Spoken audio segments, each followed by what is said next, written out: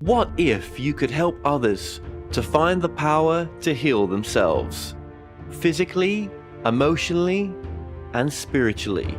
When I started teaching my classes, it was in 2002, and I was just doing past life regressions and contacting the subconscious part. But then as the time went on and we found how powerful this was and what we could do with it, a lot of the students began saying, you know, advanced past life regression doesn't really tell what it's all about.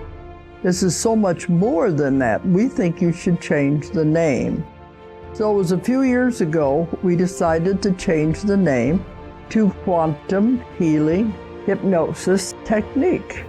Help other people to speak to their higher selves. You can. Dolores Cannon has taught thousands of people from across the world how to use QHHT. Now you can learn her method by going directly to themoreshow.com/QHHT. And don't forget to mention the discount coupon MORETALKS.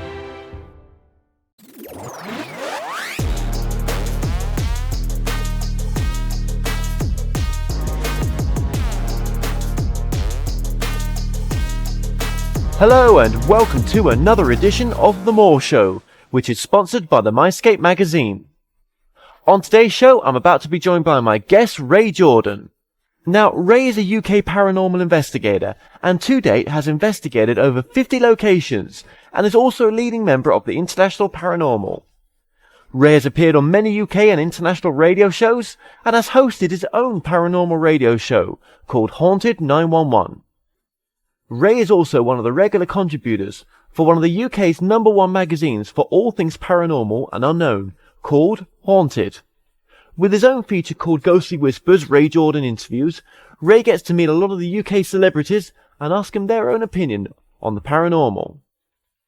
Well, without further ado, Ray Jorden, welcome to the show. Thank you very much. Now, Ray, you're a international paranormal investigator.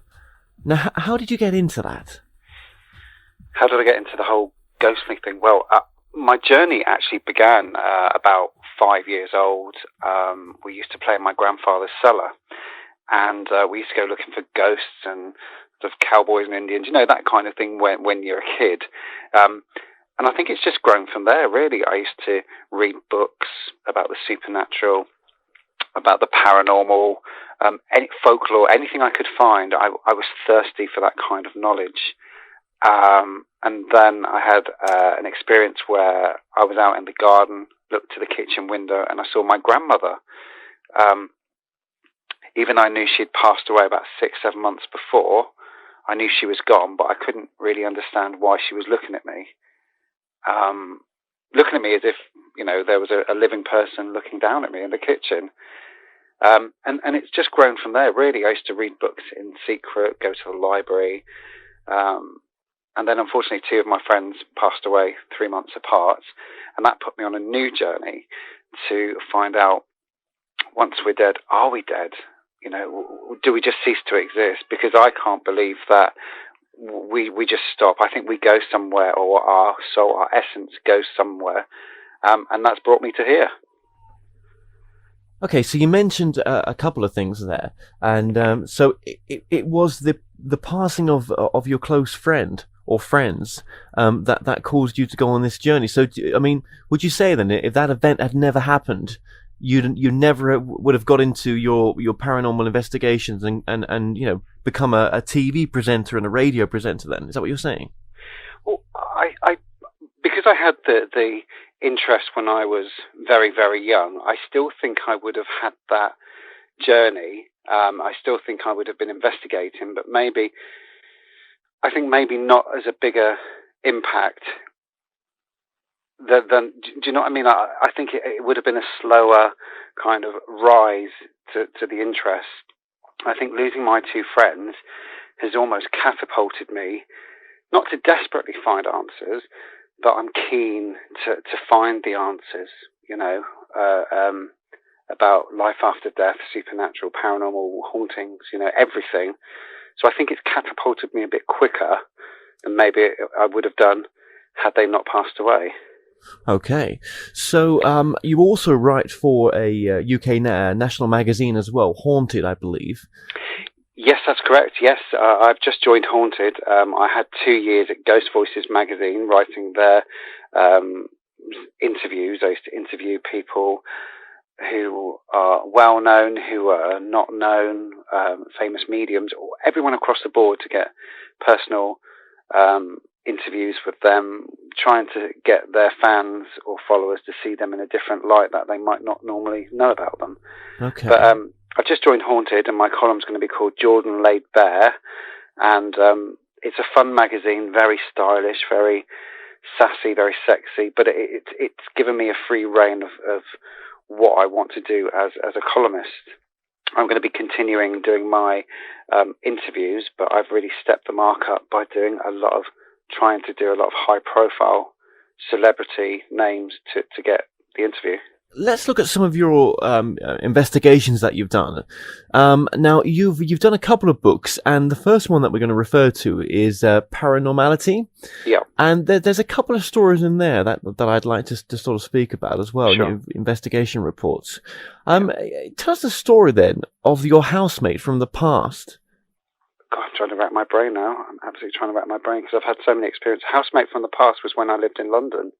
I lived in West Drayton, and we used to live in this massive house. It was a house that used to be rented out to cabin crew, and we used to have, parties there and what have you. And I remember one day that we could hear bizarre things going on in the living room, because my bedroom was the same length as the living room, and it was quite a large room, and it was almost if there were people downstairs, but when you opened your bedroom door to almost have a listen, it would stop. And we found out that the house used to be an old shop. The kitchen still had the shelving where they used to, put the tins of food. It was a fascinating place to be. Fascinating. Yeah. What other sort of stories, come out to you to say, look, this is a really good investigation that you've done, and that's been proof to you that there is more than just this existence? I mean, I've literally done hundreds of investigations. I mean, one of them that stands out for me, it wasn't even in this country. It was in Mexico. We did an investigation. I hooked up with a Mexican paranormal investigation team called Contacto Mystico. And he took me to Javier, who's the director of the team, took me to many locations across Mexico. And there was one where we were looking for the ghost of Nina. And he took me to this massive, massive cemetery in Mexico. And we were outside her crypt. I mean, Mexicans have a different point of view to what I think we do. I mean, I normally wouldn't go around a graveyard, looking for some ghost. I think possibly that could be a bit disrespectful, but Mexicans see it differently, and I've got no problem with that. We had this device with us called the Franks box. Now, it's a bit of equipment where it continually scans radio waves, not stopping on any particular station. And it's believed that the spirit voice will manipulate itself to come through this radio. And Javier turned this box on, and there was just nothing, complete silence, absolutely complete silence. And I thought, here we go, what a crock. This isn't going to work. And no kidding, Kevin, all of a sudden, this Mexican girl's voice came out of nowhere, coming through this radio. And my jaw dropped because, I'm quite a logical person. And luckily we had a translator with us, and this girl's voice was saying, "Hello, what are you doing here? Who are you looking for?" And after sitting there half an hour with nothing, and then this voice came out, it's just absolutely stunned me. I mean, was there any logical, sense behind it? I mean... Well, do you know what? There was no signals on the other radios that we had there. There was no signal from any mobile or cell phones, because I checked all of that. So it must have been in a very dark sort of signal area. I don't know. I'm very open-minded about that experience because I can't say it was paranormal and I can't say it wasn't. But it's one of those question marks that in the back of my mind, I'm thinking, wow, this could have been a spirit voice. This could have been that girl. Yeah. But then logic kicks in again and says, no, Ray, it's not. But I just don't know. But I at the time, I was completely stunned. Do you think a lot of your investigations that you've done, has it slowly sort of made you think that maybe there is more than this, and maybe consciousness continues? I would like to think consciousness continues. I mean, I'm still looking to find that shred of evidence. I think we all are, all of us investigators, whether it's in the UK or around the world. I mean, I've investigated so much that I can honestly tell you that my point of view has changed. I used to believe everything was paranormal, every noise, every creak. But then as I've grown and as I've developed, I can now honestly hold my hands up and say, I need the harder proof now. I need that harder proof for me to believe that is paranormal. But there have been some cases where I can't explain it. And I am swayed towards the fact that, yes, maybe we have experienced something. Yeah, absolutely. I mean, there's one chapter in the book called, a face in the wall. Oh, goodness me, that used to frighten me so much as a child. Absolutely frightened me. And even to this day, I can't explain it. I've never been back, put it that way. Never been back. Tell us about it. It's opposite my parents' house, I've never ever looked over, never been back. Well, tell us about the experience, Ray. Well, it might seem really bizarre to many people, but when I was younger, I used to obviously play in the house, and we used to have one room, which was my the front room, which was my parents' room at the time, or it could have been my sister's room because they swapped rooms for a while.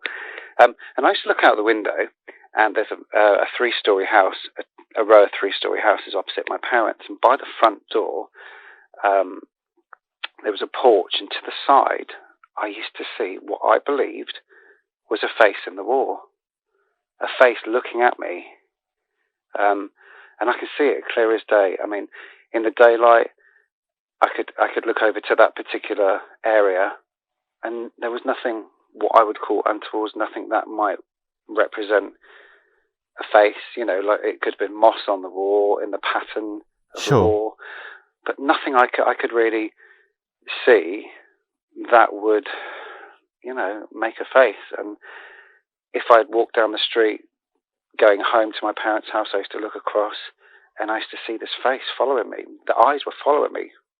It was just the most bizarre thing, and I swear that the mouth would move sometimes.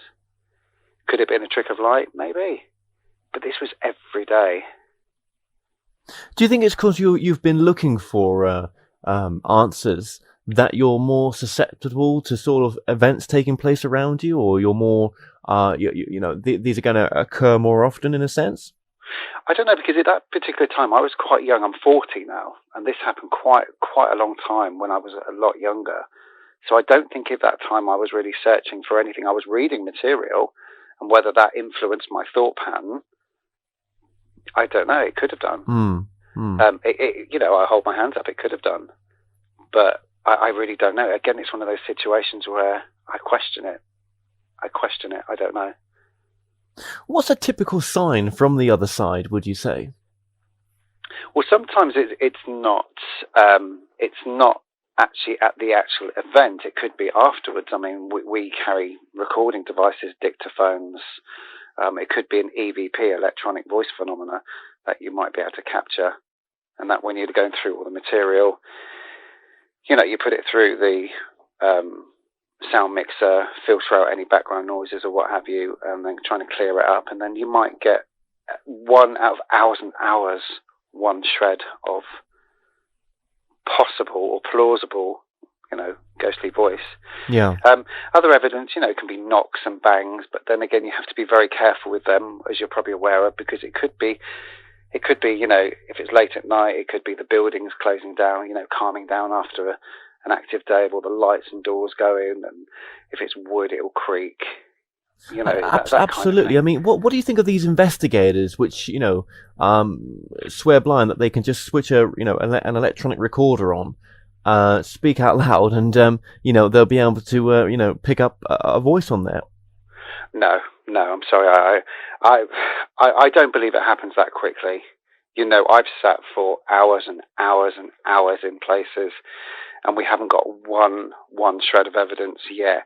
You know, I try not to read reports of other people who might have possibly been to the same location, excuse me, as myself, because I don't want that to influence anything that I'm going to think about or my thought train. Sure. So I read it afterwards. And, you know, you get teams who might have gone to that location, been in there, half an hour, and it's all kicked off. And I'm thinking, wow, you know, did we go on the wrong night? Did we choose the wrong time? You know, and that makes me question everything.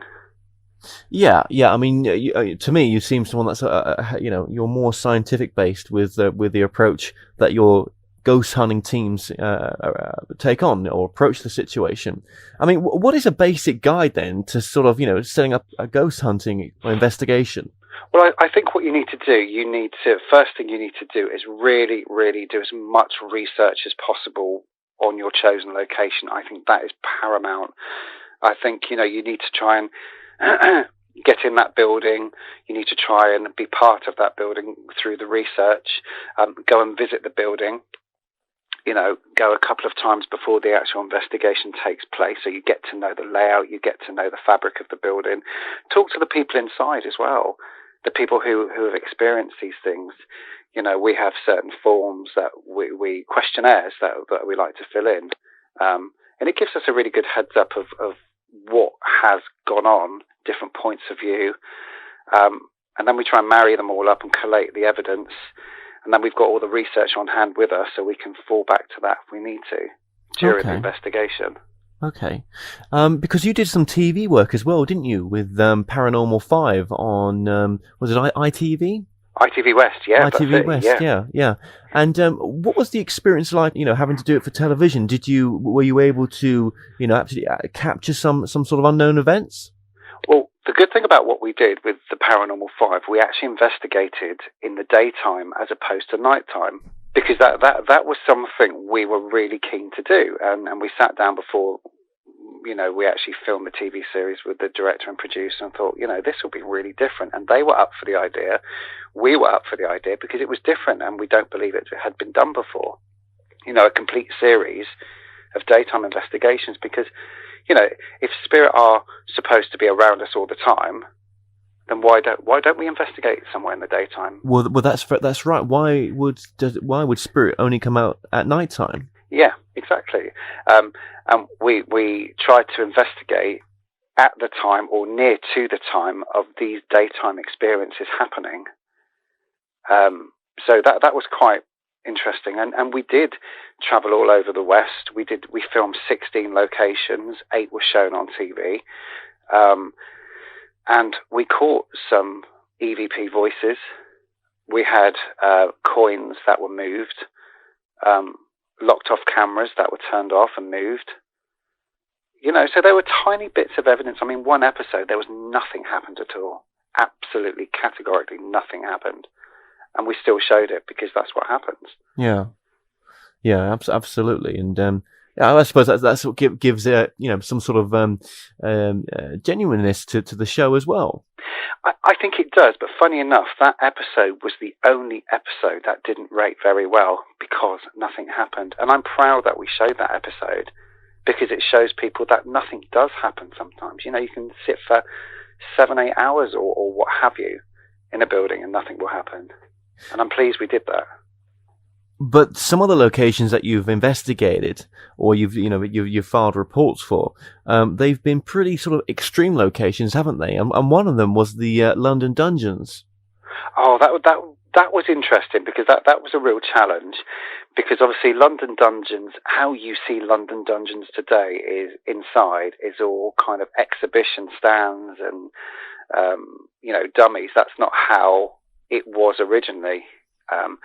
And it was interesting. I mean, we took a group of celebrities with us because it was a charity event for Great Ormond Street. We took some Big Brother celebrities and some other names, and we had, it was interesting, really interesting. Yeah, I mean, a history in a place like that, surely you'll be prone to pick something up. Yeah, I mean, we had a couple of really good mediums with us as well from Psychic TV, and there were, bits and pieces happening. I can't say if it was definitely paranormal, but there were definitely things happening, freaking people out. Now, whether that was them freaking themselves out because obviously we were in pitch black dark, I don't know, possibly. But there were definitely certain things happening, yeah. And also, I mean, there's so many locations that you've investigated, and we've only got time to just touch a few of them, Sure. or to go over a couple of them. What about the Weymouth Arms? The Weymouth Arms, that's in Warminster, which is where I live.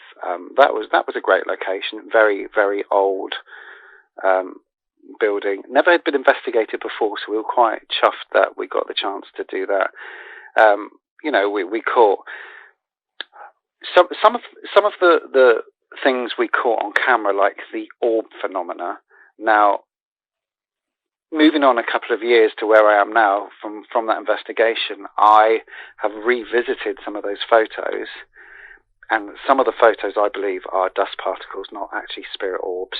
I question orb phenomena now. It's one of those areas, isn't it, that's not really being investigated scientifically enough, yet there seems to be something there, doesn't there? Absolutely. I think there is something there. It's a really, really touchy subject for so many people. I mean, you get the believers who believe that it's the first manifestation of a ghost. You get the more scientific people who say it's just dust particles, airborne particles, whatever. So it's quite a clash of the titans, really, I think. And has there ever been a location which you've investigated, which you really, you've just wanted to get out of there? It's felt so wrong. Yeah. In my book, it's a personal story called A Residential Haunting, where we were called in to do a private investigation. In the book, all the names have been changed, obviously to protect the real names of the people. They were very happy with us, me publishing the report on the website at the time. But it was, we got called in because a family, there was this husband and wife and a child and 2 children, were having really bizarre things happening in the house. So we got called in. It was almost if the house felt crowded. The daughter would wake up screaming, bed shaking, scratches, almost like things being thrown in her eyes, but there was nothing in her face, like grit. Her dad, actually, there we go. That's something which is interesting. His personality changed. He really wanted to throttle his child. It was quite one of the most personal things I think I've experienced. It was just horrible, and I couldn't wait to leave. Yeah, I mean, that just sort of, sends shivers down my spine. Well, if I'm honest with you, he actually wanted to kill his daughter. That's how he felt. He wouldn't, and I know he wouldn't, but that's how he actually felt. It was such a negative entity or whatever was in the house. It was affecting him, but it was being directed at the children. Wow. And what was the outcome of that story? It was someone connected to the house. The house used to belong to a hospital, so it was someone connected from the hospital who lived in the house, and also connected to the family themselves. But what we did with this investigation, we actually spent probably about 9-10 hours in this place. We dined with we had dinner with the family. We sat down, we got to know them, so everything was comfortable, and we've never done that before. Really spent that amount of time with a family who needed help. No, and I suppose sometimes it's just part of the job, isn't it? Yeah, I quite like investigating the personal, cases as well as the well-known cases. I think the personal cases, you do get very close to the people that you investigate with or for or trying to help. Now, when you go on a location like that, Ray, are you taking a medium or a psychic with you? On this particular occasion, we did, because we felt that maybe we needed a spiritual hand, a help, that there might have been something there from what we were being told and from what we were talking about. There was something negative there. Yeah. And obviously, the four of us, the investigators, so there was Wayne and Sam and Andy and myself, we wouldn't have been able to get rid of anything that was there. We're not psychic, we're not mediums. And we brought the residential medium who we used at the time, Paul, along, and he was very good. And what's interesting is you walked into that house and it felt like you were walking into a bubble, a negative bubble, and you could feel it. I know this might sound strange to people who are listening, but it was almost like like one of those absorbing bubbles that you can go in and you roll down the hill in. Yeah. It was almost if you were going into something like that, but full of negative energy. Mm. And right at the end of the night, Paul did a house clearing, and it almost felt lifted. Incredible. Completely lifted. Incredible. And we did some return visits to the family. We have an aftercare service as well. We just don't leave that family and go on to the next case. We go back and we make sure they're all right. We talk to them. We sit down with them. Make sure their thoughts and feelings are okay. How are you feeling? Have you experienced anything else? And, touch wood, they haven't. And, talking about the psychic mediums, what's your stance on that? Because obviously you use them in your sort of haunting investigations, but has your views changed on them over the years? Yes, totally. I mean, I've worked with some mediums who claim to have an ability to talk to the dead, to provide information, and clearly they don't. But I have worked with people who, are mediums and have told me bits of information, either at a location, either, to do with myself or a family member or even any one of the team, that nobody could possibly have known. And it blows me away again. I mean, you think to myself, how would they know that? Just how would you know that?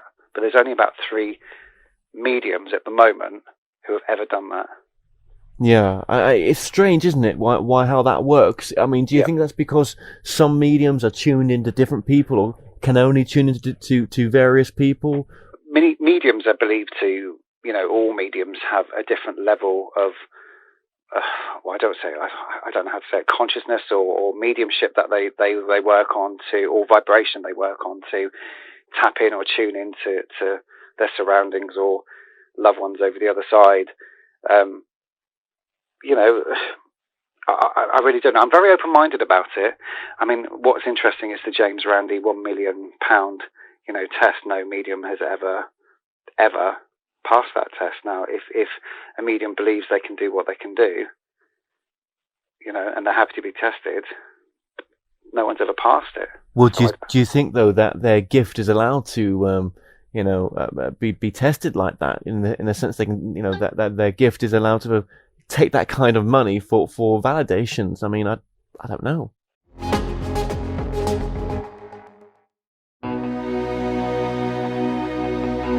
You're on a journey right now, a destination where you are headed full of adventure. And all around you are clues pointing you in the direction of your higher purpose and dreams.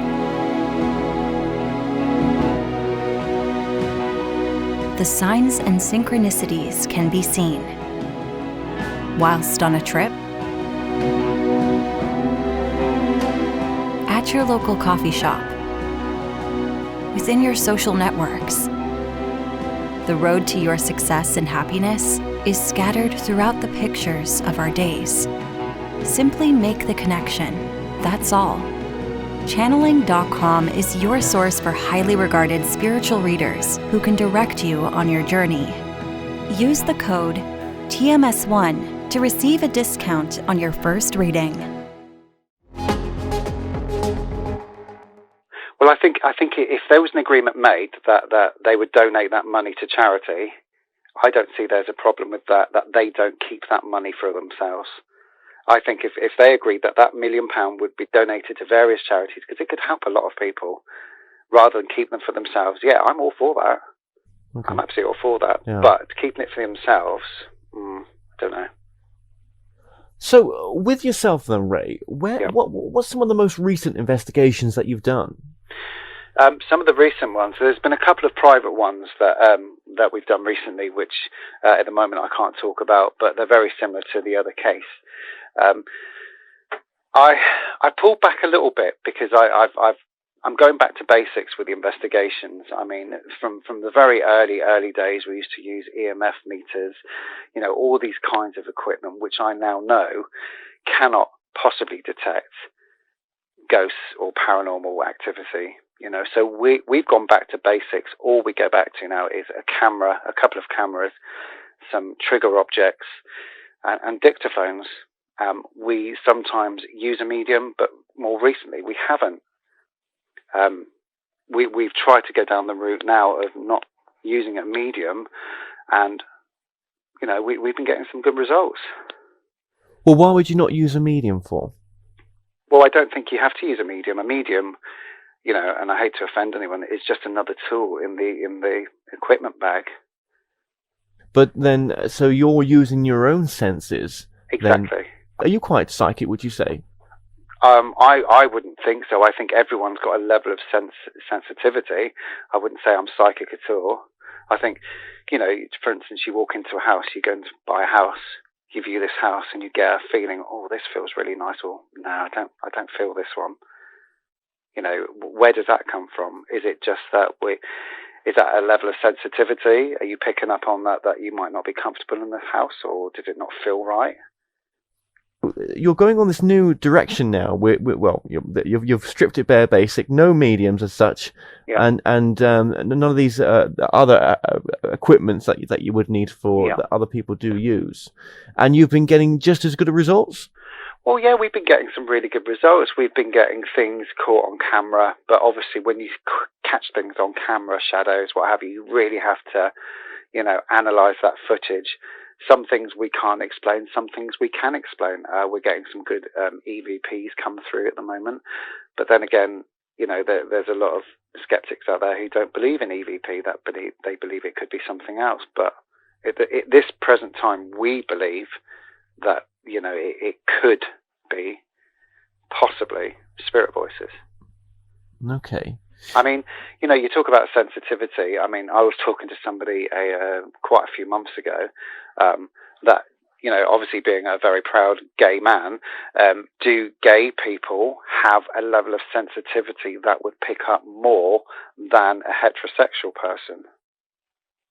Because it's believed that you have to have a level of sensitivity to be a psychic or a medium. You mean in the sense of that more feminine sort of sensitivity? Kind of, yeah. That's a good way of describing it. Yeah, absolutely. Right. I mean, you could then say, well, you're discriminating from, can a heterosexual person not be sensitive? Well, yeah, they can be, but gay people, I believe, are naturally more sensitive natured. Interesting, and that's a whole article in its own right, isn't it?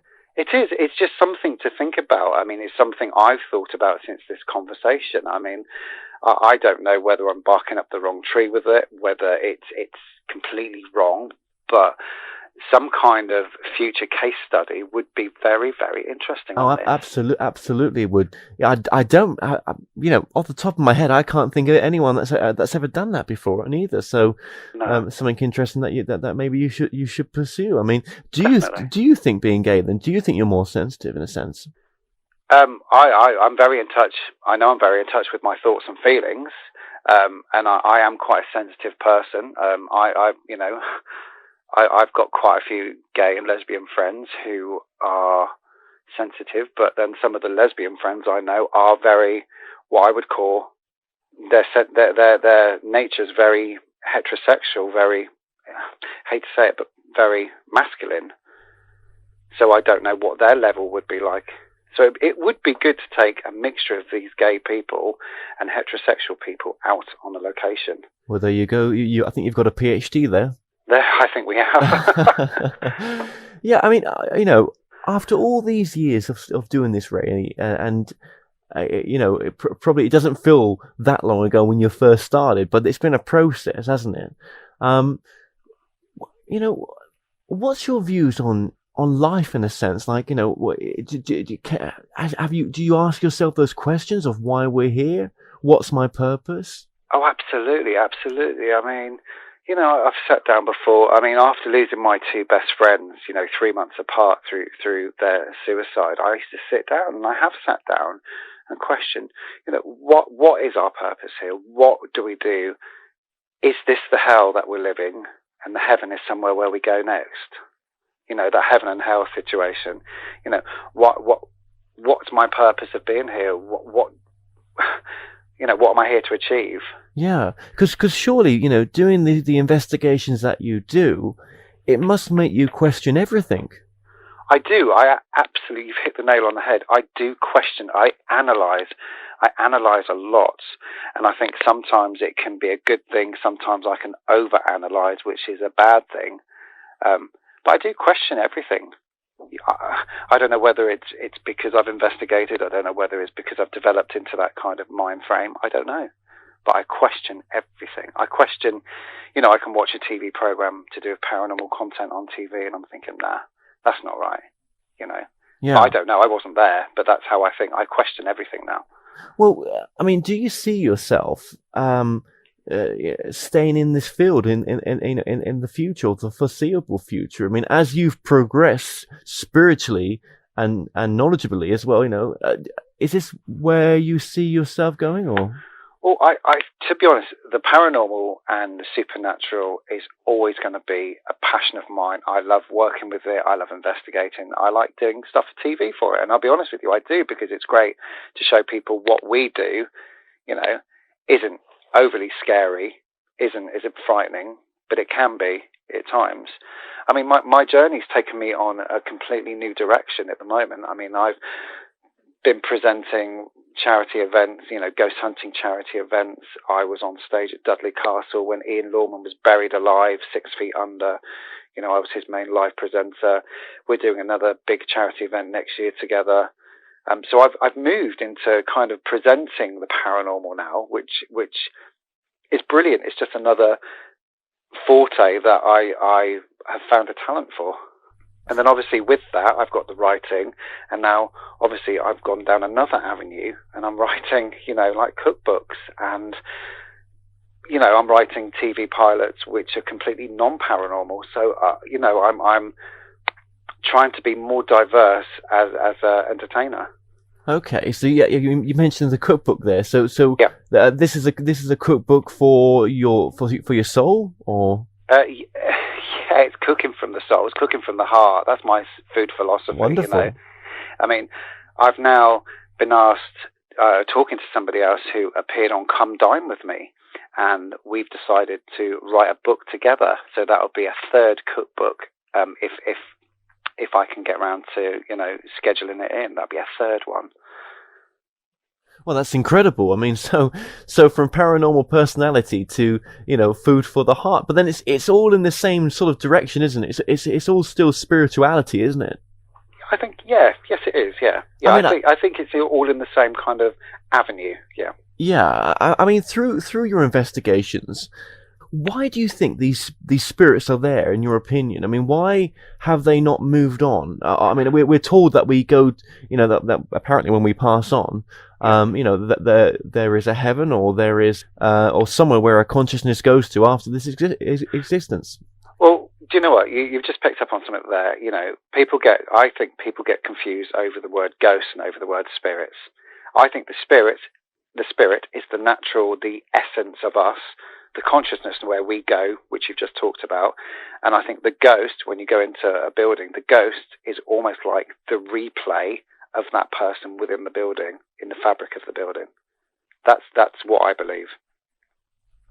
Has your investigations and your work into the paranormal, has it made you at peace with your life, in the sense that, life is special and what matters is what we do now, what we're here for? Oh, absolutely, absolutely. I always refer back to my two friends passing away. That has had a massive impact on the way that I have an outlook.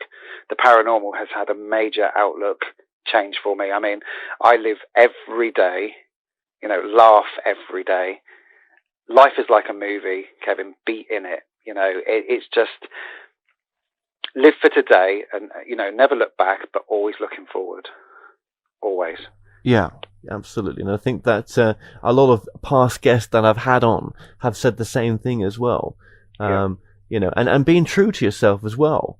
Oh, absolutely. I mean, life is so short. It really is so short. I know it's a bit of a cliche to say that, but it really is. If there's things you want to do, if there's things you want to achieve, just go out and make them happen, because they're not going to happen by themselves.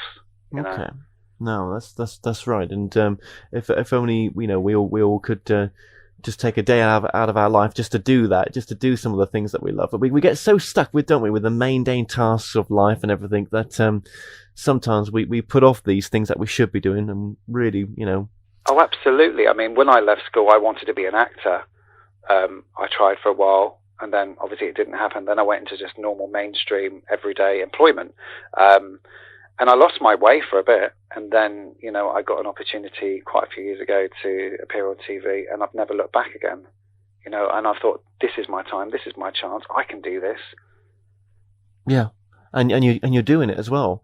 I'm trying. Yeah, well, I'm trying. It's never easy for anyone, but it's not everyone that's got the chance to do some of the stuff that you've been doing. I mean, I'm sure that you've met a lot of would-be investigators out there who've never took it as far as yourself. I have, and I get asked questions quite a lot. What do you think I should do? And I always say, well, what do you think you should do? Well, that's a good question. I mean, if someone's looking at starting their own investigations or investigation group, I mean, what would the advice be from yourself?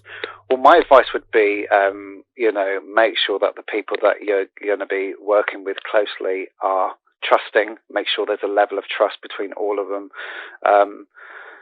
Also, that they need to have a level of passion, a real interest, because there's a lot of people out there, and I'll be honest with you, that I believe go into the paranormal to try and become famous, to try and create a team to get noticed, to be famous. But you've got to have that level of interest. Otherwise, what's the point of doing it? Well, that's funny you say that. I know a couple of investigators that have said to me, look, I'm only doing this to become famous so that I can actually become known for my charity, so that I can really push my charity. And, as much as there's a good intention behind it, perhaps this is not the best way to do this. It's not, because it's a very competitive field to be in. I mean, it is a competitive thing. You need, if that's the way that people want to think to become famous, then there's plenty of other ways I can think of, to get out there, get in the press or what have you. Yes. But the paranormal, you need to have that level of passion, that interest, a genuine motivation to find out, what is out there, what's through that door. And I mean, what about sourcing locations? Is that something that must be quite difficult to do? Well, that's quite a fun part of the job, I think. You sit down, you research, have a look at the area, have a look outside of your area, see what's been done. As soon as you put a name of a location, it will throw up, information that other people have been there or haven't been there. I try personally to get locations that haven't been investigated before, because then, we haven't got like the upper hand, but we've got the knowledge that we're not going to be influenced by anything else. No, that's right. Yeah. And is there any sort of no-nos to when setting up your own team and starting to do your investigations? Oh, I think there's always some no-nos. I mean, never ever, if you're going to have a medium, never ever let the medium privy to any information. If you're going to have a medium, meet that medium at a certain meeting point near that location, and then take that medium to the location. And because otherwise you could be accused of influencing that medium. That medium could have, like what have we got now, iPads, mobile phones, source the information if they know exactly where they're going. So we don't know between them leaving the house and arriving what, it's that level of trust. Yeah, and you need that level of trust, don't you, when you're doing something like this as well? Oh, I think so, but you've got to have that trust because you've got to support each other. We just don't know what's going to happen when we're out and about, No, absolutely. And when you've gone international as well, and done your international investigations, I remember there was a chapter in your book about Marilyn Monroe. You investigated Marilyn Monroe, didn't you? Marilyn has always been, this is going to sound really bizarre, part of my life. I mean, ever since I can remember, I've had the interest in Marilyn as an actress, as a person, and also, the way she passed away, the way she died. Was it murder? Was it suicide? That has generated, I think, what she's all about, her name. I've stayed at the Roosevelt Hotel, had a room opposite the cabin where Marilyn lived for a while, and had some bizarre experiences there. Marilyn's mirror, which was in a hotel room, which is now in the lobby. You stand in front of that and you do get a sense of remorse, sadness. It's bizarre. Unless you're there to experience, stand in front of that mirror, you would know what I was talking about. Right. So you've been there in front of the mirror and you've had these feelings. Yeah. Yeah, I was there last July. Okay. Oh wow. Okay. Was there not some other occasions that you had as well where with investigating Marilyn, where you went to her coffin or her resting place, and there was some experience there as well? Yes, it was last year. I was there with a medium called Bobby Marqueso. Bobby is a really, really good friend of mine, and one of the things I wanted to do was visit Marilyn's grave, because every time I'm in LA, I take time out to take some flowers over, because it's my way of respect, And I was there with Bobby. This was at Westwood Memorial Cemetery, and I was talking to Bobby. Now, Bobby stars in a TV show called Conversations with the Serial Killer, and he's a medium, and he's only one of the three that I trust, that has given me information that I absolutely believe. So I trust him 110%. And we were outside her crypt. It's like a war coffin, she's buried into like a wall. It's a crypt. And he put his hand on the stone. And he said he was genuinely talking to Marilyn, which I found quite interesting. I was there just to lay some flowers, yet he was talking to Marilyn. Yeah. And was there anything in particular that she said, or was it just personal? Well, I believe some of the stuff I wasn't privy to, but I believe Bobby said that she it's a long time ago. I believe that he said she was like sad. Yeah. I'm sure that's one of the things that he said, she was sad.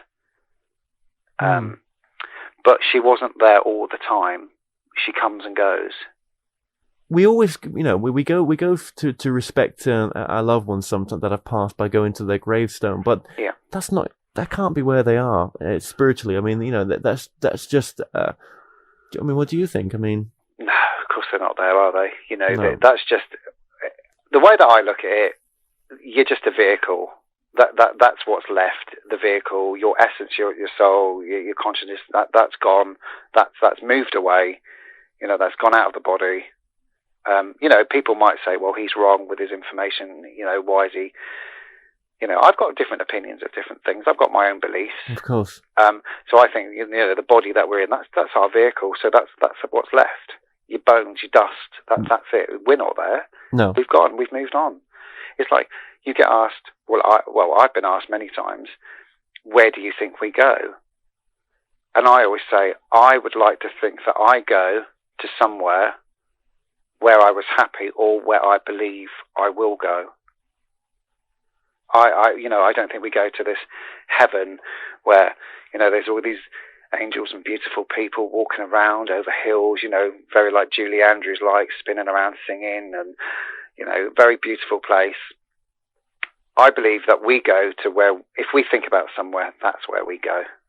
So basically, we make up the reality of the experience ourselves. Yeah. Basically, and I suppose another way of saying that is what, when we pass, we still carry on creating.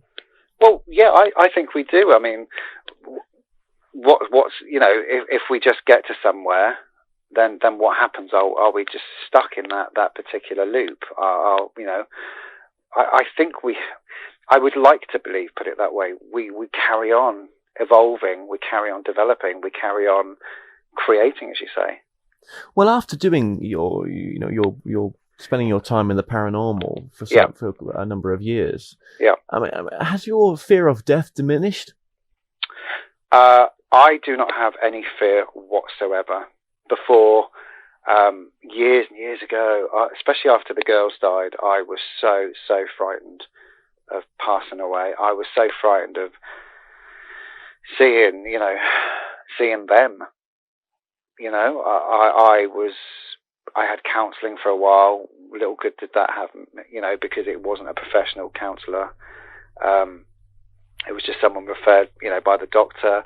I wasn't sleeping. I was worried that I would go, but now, 12 years on from that experience, I've got no fears whatsoever. Less questions or more questions? I think I'm always going to question everything, because that's the type of guy that I am. I will always question everything, but I'm certainly not. I have no fear about death anymore. Okay, and just to sort of finishing off the international investigations that you've done. Now, we've talked about the Mexican investigation and the Maryland's parts of that as well. But what other international investigations have you done, Ray? Well, we've been to France. We did some stuff in France. I've done a private house in France. We've done stuff in Texas.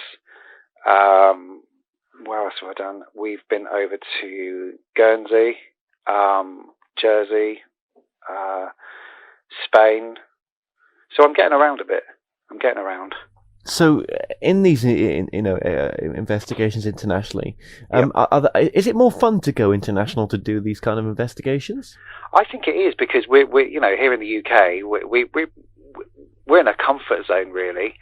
When you're out of your comfort zone, when you're in a different country, you may be working with different people that you haven't built up a rapport to, or had that working experience with. I think it's exciting. I mean, I would love to, win the Euro Millions and just continually investigate around the world all year round. I mean, wow, how amazing would that be? What would be one achievement that you'd like to do in your work in the next couple of years? I think I would just like to get one shred of evidence that cannot be faulted, that would give people a comfort, or give people something to talk about, to say, yeah, this could be the evidence that we've wanted, or we're searching for, because I would like that evidence to be tried, to be tested, to be done this, that, and the other, analysed. That's what I would like. But will it happen? I don't know.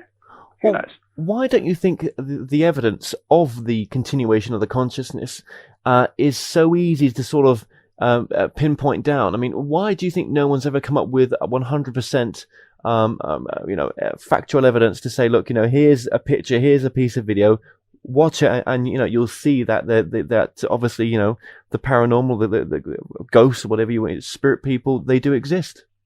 I think any bit of evidence, whether it's been caught by the best, the unknown, whoever, it's always going to be poo-pooed. It will never be classed as proven, ever. Nothing will be. But everyone, or the skeptics or the non-believers, will always say that it's not real. But that comes with the territory. Yeah, of course it does. I mean, it will happen. I firmly believe it will happen, whether it's myself, whether it's whoever. There will be one bit of evidence come through that nobody will be able to dispute. Just tell me about your investigations at the, now let me get this right, it was the disused army barracks. Oh, the disused army barracks, yeah. That was, we had the opportunity to investigate on a military camp, which was really, really, a great privilege, because obviously it's secure and everything like that. And there was a building, which was the old army quarters, which was reportedly haunted, through, it's been there for absolute donkey's years. I'm talking, this is the place where the guys used to live. They used to, relax, and briefing rooms and what have you. And it was being pulled down to make room for a modern building. And we had a chance to spend some time there, which was brilliant. I mean, I was walking around with a friend called Julia and Sam from my team, and doors were banging right behind us. Could it have been the wind, because it was an empty building? Some of the windows were missing. It could have been. Was there any other sort of goings on there? There were strange noises. I mean, again, there were orbs caught. I say it very loosely. Orbs caught on the cameras and what have you. But again, that can be completely, dust. We were hearing what we believe was kind of murmuring. There were voices. But then again, because it was empty and it was completely stripped back, could that have been other people in the building that we were hearing? I mean, we just don't know. No, it's there's still so much more to be investigated, isn't there? That's right. I think there is. I think we're never ever going to stop learning from this, ever. And is there a final wording that you'd like to give the audience? Final word? Yeah, just do not give up believing. Despite what anybody else will tell you, they might laugh at you, they might criticize in your thoughts and feelings, but that, never give up on your own thought train, ever. If you believe we go on to somewhere else, that's what we believe. If you believe we don't, then we don't. But never give up. Never give up. Well, Ray Jorden, thank you so much for joining us today. Thanks very much.